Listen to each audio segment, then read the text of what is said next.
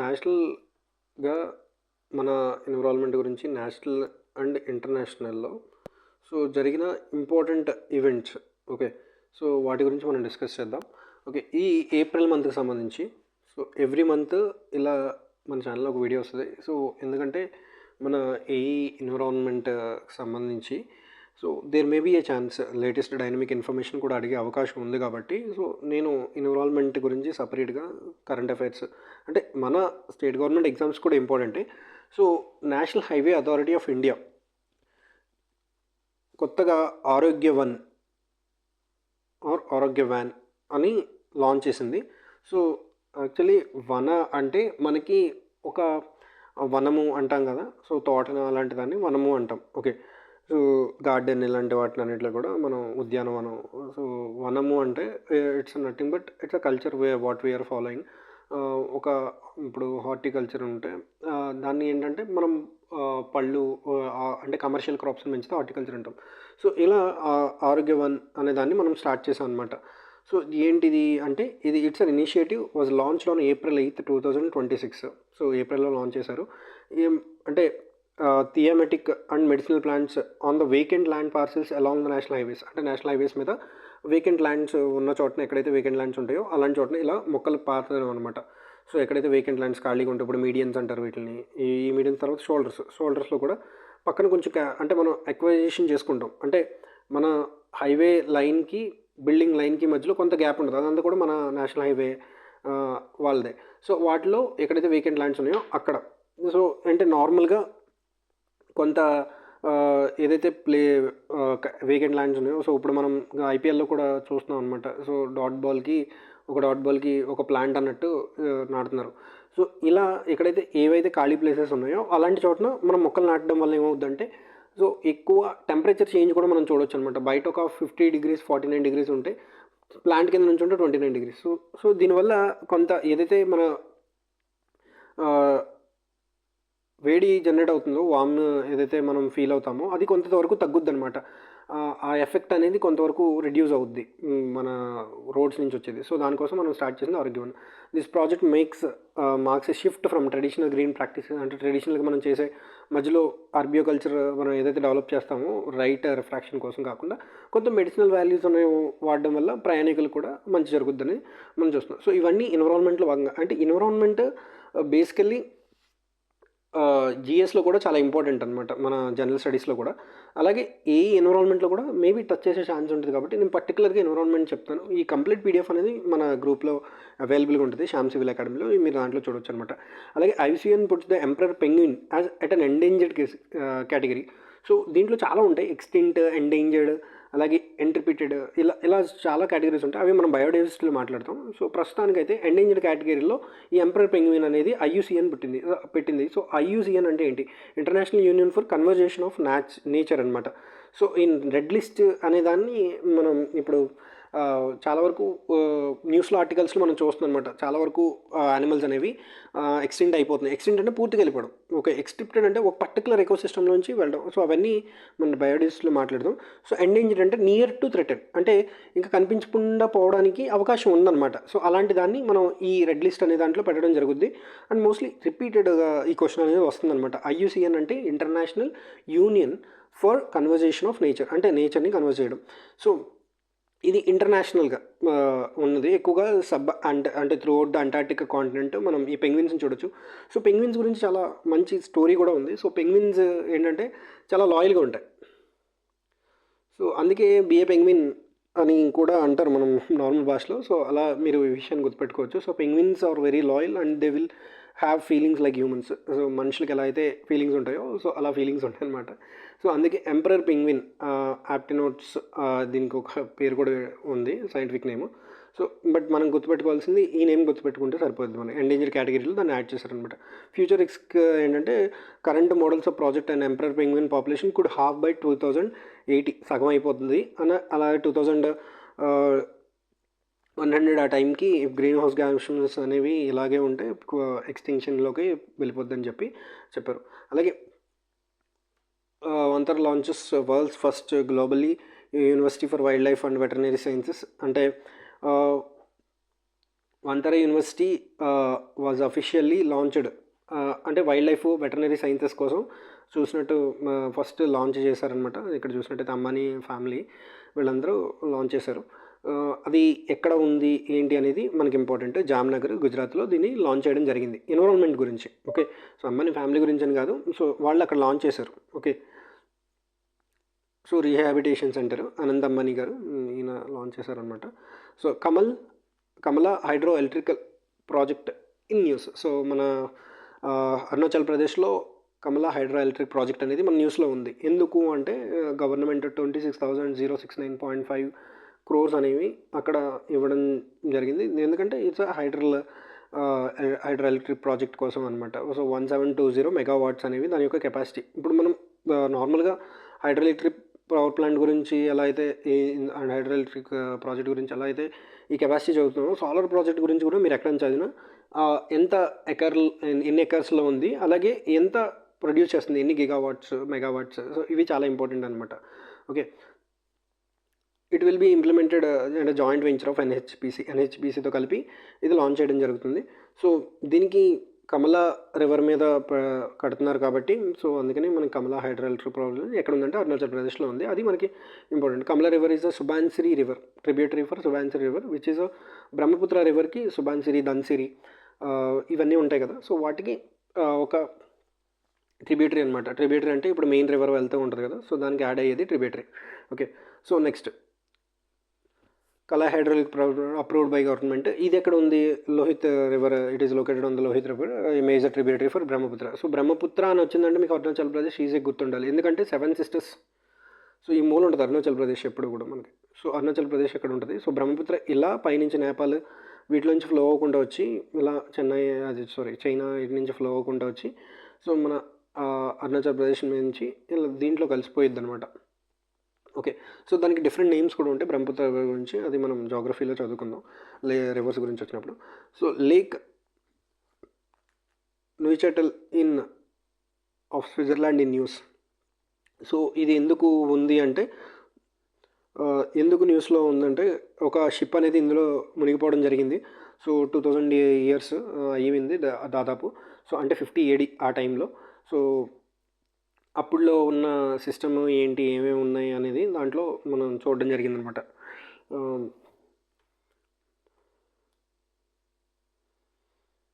So ఇది old news అనమాట. New species of burrowing reed snake discovered in Meghalaya.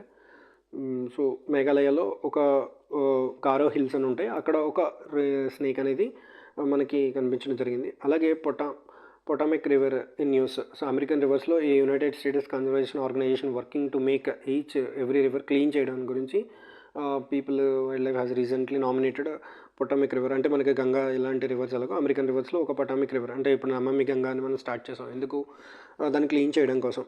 So America's most endangered river for 2026 కింద దాన్ని select చేసి దాన్ని క్లీన్ చేయడం జరుగుతుందన్నమాట. Okay, Ahmedabad Kankaria coaching depot becomes India's first water neutral railway depot అనమాట. So ఈ India's first water neutral depot కింద, railway depot కింద అహ్మదాబాద్ కంకారియా కోచింగ్ డిపో అనేది ఫస్ట్ టైప్ అయిందనమాట. This status was achieved by implementing the system that treats and reuses nearly all waste water generally using during the routine like coach washing ఇలాంటివి చేసేటప్పుడు. So వాటిలో ఈ ఏదైతే ఈ Ahmedabad Kankaria coaching depot ఉందో అవి మొత్తం వాటర్ని ఫ్రెష్ వాటర్ మీద డిపెండ్ అవ్వకుండా దాని యొక్క ఓన్గా చేసుకోవడం జరుగుతుంది అనమాట. ఈకో ఫ్రెండ్లీ ప్రాసెస్ చేయడం జరుగుతుంది. సో ఈ పొల్యూటెంట్స్ ఏవైతే ఉన్నాయో వాటిని ప్యూరిఫై చేసి మళ్ళీ వేస్ట్ వాటర్ని యూజ్ చేసుకోవడం జరుగుతుంది, రీయూజ్ చేసుకోవడం జరుగుతుంది దానికోసమే. So waste water passes through wetland treatment following A carbon filtration, sand filtration, ultraviolet disinfection to ensure safe and. So అంటే దాని యొక్క ఓన్ వాటర్ని ఏవైతే క్లీన్ చేసిన వాటర్ని దాన్ని మళ్ళీ తిరిగి రీయూజ్ చేసుకుని వాడడం జరుగుతుంది. So 1.6 lakhs of water daily, around 5.84 crore liters annually, reducing fresh water consumption, fresh వాటర్ని కన్జంప్షన్ చేయకుండా అంటే డిప్లీట్ అవ్వకుండా. అలాగే ఫ్రాన్స్ అనేది ఇప్పుడు మనం రెన్యూబుల్ ఎనర్జీ రిసోర్సెస్ గురించి చాలా మాట్లాడుకుంటున్నాం కదా. సో ఫ్రాన్స్ ఒక గోల్ సెట్ చేసుకుంది 2050 కల్లా దాని యొక్క ఫాజిల్ ఫ్యూయల్స్ ఏదైతే డిపెండ్ అవుతుందో దాని మొత్తాన్ని బ్యాన్ చేసేయాలి. అంటే టు ఎండ్ మొత్తానికి ఫాసిల్ ఫ్యూయల్స్ని వాడకుండా మోస్ట్లీ ఏవైతే రెన్యూబుల్ ఎనర్జీస్ ఉన్నాయో, మనం ఇందాక అక్షయ పాత్రలో మాట్లాడుకున్నాం కదా, సో సెకండ్ చాప్టర్లో మాట్లాడుకున్నాం మనం ఈ ఎన్విరాన్మెంట్ సిలబస్లో భాగంగా.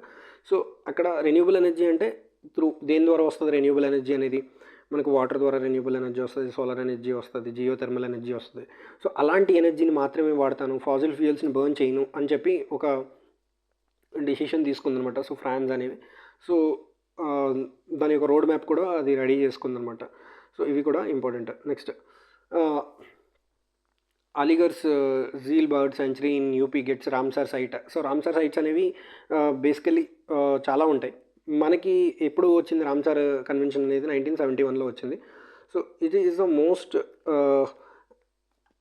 అంటే యాక్చువల్లీ బాగా ఓల్డెస్ట్ అనమాట, మోస్ట్ ఓల్డెస్ట్ కన్వెన్షన్ యాక్చువల్లీ. ఇదేంటంటే వెట్లాండ్స్ గురించి. సో వెట్లాండ్ అని మనం ఇవ్వాలి అంటే 6 మీటర్స్ డెప్త్ వాటర్ అనేది అక్కడ వాటర్ లాగా ఉండాలి, చిత్తడి నేలలు సింపుల్గా చెప్పాలంటే. అంటే గ్రౌండ్ నుంచి 6 మీటర్స్ వాటర్ ఇనండేట్ అయ్యి ఉండి, అది వాషింగ్ వాటర్ వల్ల అవ్వచ్చు, రివర్ వాటర్ వల్ల అవ్వచ్చు. సో అలాగ ఇప్పుడు మన మ్యాంగ్రూవ్స్, ఇప్పుడు కోరింగా మ్యాంగ్రూవ్స్ ఉన్నాయి, సో అవి కూడా చిత్తడి నేలలే, కింద వాటర్ ఉంటుంది. మనం మామూలు వింటర్ సీజన్లో కానీ రైనీ సీజన్లో కానీ వెళ్తే. సో ఇట్ ఈస్ అలా వాటర్ ఎక్కడైతే ఎక్కువ ఉంటాయో, so Ramsar site. So with the lake in is a perennial water body formed after construction of upper Ganges canal. ఏదైతే కెనాల్ బిల్డ్ చేశారు 1852లో, ఒక రిజర్వాయర్ బిల్డ్ చేయడం వల్ల కూడా ఆ రివర్ వాటర్ అనేది అక్కడికి వచ్చి అక్కడ వెట్లాండ్ అనేది ఫామ్ అవ్వచ్చు. సో అక్కడ ఎప్పుడైతే వెట్లాండ్ ఉంటుందో ఈ క్రొకడైల్స్ అని అలా డిఫరెంట్ రావడం జరుగుద్ది, డిఫరెంట్ యానిమల్స్. సో అది కూడా ఒక రీజన్ అవుద్ది. With 99 sites India now holds, అంటే విత్ 99 సైట్స్ మన రామ్సార్ సైట్స్ అనేవి 99 ఉన్నాయన్నమాట. So India now holds highest number of Ramsar sites in ఏషియాలోనే హైయెస్ట్, అంటే దీంతో హైయెస్ట్ అయిందనమాట. It is and third highest globally. UK, ఆ తర్వాత మెక్సికో ఉన్నాయి. There are currently 2594 Ramsar sites అనేవి ఉన్నాయి. 1971లో రామ్సార్ కన్వెన్షన్. అప్పటి వరకు ఈ ఊసేం రాలేదు. రామ్సార్ కన్వెన్షన్ వచ్చేంత వరకు వెట్లాండ్స్ని కన్సర్వ్ చేయాలి, వాటిని మనం కాపాడుకోవాలన్నది రాలేదు. సో అందుకే రామ్సార్ అని ఇరాన్లో కంట్రీ అనమాట రామ్సార్ అనేది. Okay, so Ramsar site tag వచ్చిందంటే వాటికి కొన్ని రెస్ట్రిక్షన్స్ పెడతారు, దాన్ని నీట్గా కన్సర్వ్ చేయడానికి కొంతవరకు ఫండ్స్ అవి ఇవ్వడం జరుగుతుంది. సో అందుకని వీటిలో ఈ ట్యాగ్ రావడం మంచిది. ఇప్పుడు 99, ఇంకోటి వస్తే సెంచరీ కొట్టేస్తాం అనమాట మనం రామ్సార్ సైట్స్లో. అన్నీ గుర్తుపెట్టుకోవాలంటే గుర్తుపెట్టుకోకర్లేదు. బట్ ఇప్పుడు మీరు ఏపీఎస్సికి ప్రిపేర్ అవుతుంటే ఏపీలో ఏమేమి రామ్సార్ సైట్స్ ఉన్నాయి, అలాగే టీఎస్పీఎస్సి ప్రిపేర్ అవుతుంటే సో టీఎస్లో ఏమైనా రామ్సార్ సైట్స్ ఉన్నాయి ఎక్కడన్నా, సో అవి తెలుసుకోవడం important. It's also vital habit. ఇప్పుడు కొత్తగా ఎక్కడ jheel bird sanctuary in Uttar Pradesh. Okay, so దాన్ని రామ్సార్ సైట్ ట్యాగ్ ఇవ్వడం జరిగింది అలీగర్లోంది. So jamun origin traced in India to India. So ఇది మనకు అంత ఇంపార్టెంట్ కాదు. 2 new jumping spider species discovered in India. 2 jumping spiders అనేవి మనం కనుక్కోవడం జరిగింది. సో శుష్క అండ్ పూణే వర్ ఫౌండ్, అంటే మోగర్స్ శుష్క అండ్ మోగర్స్ పూణే, ఈ 2 మనం కనుక్కోవడం జరిగింది. సో ఇవి 2 ఇండియాలో రీసెంట్గా గుజరాత్లో చూసారనమాట. ఇవి రెండింటిని రాజస్థాన్లో ఒకటి, గుజరాత్లో ఒకటి. So biodiversity parks in Maharashtra, so అందులో మనం కనుక్కోవడం జరిగింది. మనకి India submits new climate targets to United nations. అంటే తన యొక్క న్యూ టార్గెట్స్ని, అంటే ఎప్పటికప్పుడు మనం టార్గెట్స్ ప్రతి 5 ఇయర్స్కి అలాగా ఈ టార్గెట్స్ అనేవి మనం పెట్టుకోవడం జరుగుతుంది. సో దాంట్లో మనం ఎప్పటికప్పుడు ఇంప్రూవ్ అవుతామని చెప్పి వాళ్ళకి మనం టార్గెట్స్ చెప్పడం జరుగుతుంది యునైటెడ్ నేషన్స్కి. నెక్స్ట్ 5 ఇయర్స్లో ఏం చేస్తాం, ఈ పొల్యూషన్ తగ్గించడానికి మా వంతు ప్రయత్నం ఏం చేస్తాం, ఈ టార్గెట్లు పెట్టుకున్నాం అని చెప్పడం వల్ల దాన్ని బేస్ చేసుకొని ఆ క్లీన్ ఎనర్జీ కెపాసిటీ పెంచడం, ఎమిషన్స్ తగ్గించడం, expanding carbon sinks through the forestry cover, ఇలాంటివి చేయడం వల్ల మనకు కొంత ఫండ్స్ అనేవి రావడం జరుగుతుంది అనమాట. So India pledge to achieve 60% cumulative installed electric power capacity and non Faasil fuel burning energy resources by 2035. అక్కడ ఫ్రాన్స్ 2050లో పెట్టుకుంది టార్గెట్. మన ఇండియాలో అంటే అక్కడ 100% బ్యాన్ చేస్తుంది, ఇక్కడ 60%. మన 2035కి 60% of the cumulative installed electric power capacity from non Faasil fuel based ఎనర్జీని మనం పెట్టుకోవడం జరిగిందనమాట. సో 2031 నుంచి 35 పీరియడ్లో మనం ఇది సబ్మిట్ చేసాం. సో అప్డేటెడ్ ఫ్లెడ్జ్ అనమాట ఇది. సో ఎప్పటికప్పుడు మనం అప్డేట్ చేసి మనం కొత్త టార్గెట్స్ని పెడతాం. So it is also committed to reducing the emissions GDP by 47% in 2035 compared to 2005 levels. 2005 లెవెల్స్తో పోల్చుకుంటే మన ఎమిషన్స్ని తగ్గించుకుంటాం జీడిపిలో by 47% of its intensity GDP by 47%. Next another major target to create carbon సింక్ని మనం క్రియేట్ చేస్తాం. 3.5 to 4 బిలియన్ టన్స్ ఆఫ్ CO2ని మనం తగ్గించడానికి ఫారెస్ట్ ట్రీ కవర్స్ని. అంటే కార్బన్ సింక్ అంటే ఏంటంటే ఇప్పుడు ఇక్కడ ఏదో ఇండస్ట్రీ ఉంది, దాంట్లో నుంచి CO2 ఎమిషన్ అవుతుంది. సో ఈ చుట్టూ మనం ప్లాంట్స్ పెంచామనుకో, సో ఆ ప్లాంట్స్ అనేవి ఏం చేస్తాయి, ఏదైతే CO2 రిలీజ్ అవుతుందో ఆ ఇండస్ట్రీ నుంచి అవి మొత్తం లాగేసుకుంటాయి అనమాట. సో కార్బన్ సింక్స్ అంటే నథింగ్ బట్ ఫారెస్ట్ ట్రీ కవర్ని పెంచడం అనమాట. So over 2035, so 3.4 to 5 to 4 billion tons of CO2 equivalent through increase on forest area and tree cover పెంచడం జరుగుతుంది. అంటే మొక్కలు నాటడం, అలాగే చెట్లు నాటడం, ఇలాంటివి చేయడం అనమాట. So India's first petroglyph conservation park to come up in Ladakh.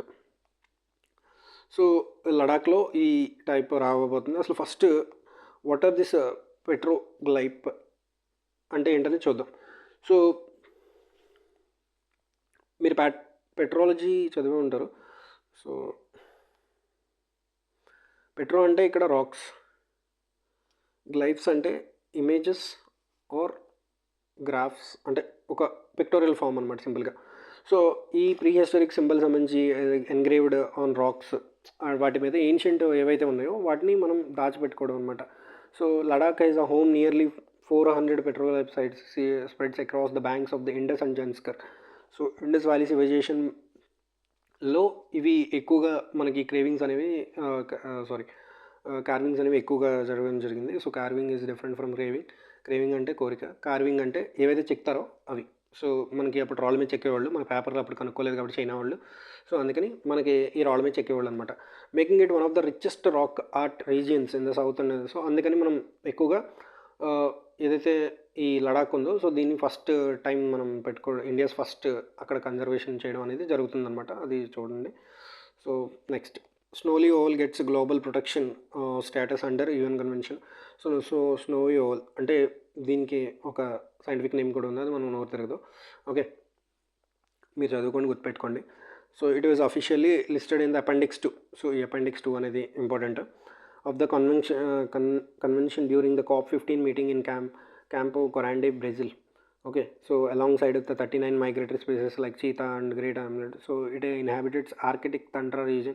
So ఇక్కడన్నా మీకు వైట్ సంబంధించి స్నో కానీ, స్నో లెపర్డ్ కానీ ఇలాంటివన్నీ కూడా మనం ఆర్కిటిక్ రీజియన్లో మోస్ట్ కూలెస్ట్ ప్లేసెస్లో, హిమాలయస్ ఇలాంటి వాటిలో మాత్రమే చూడగలం.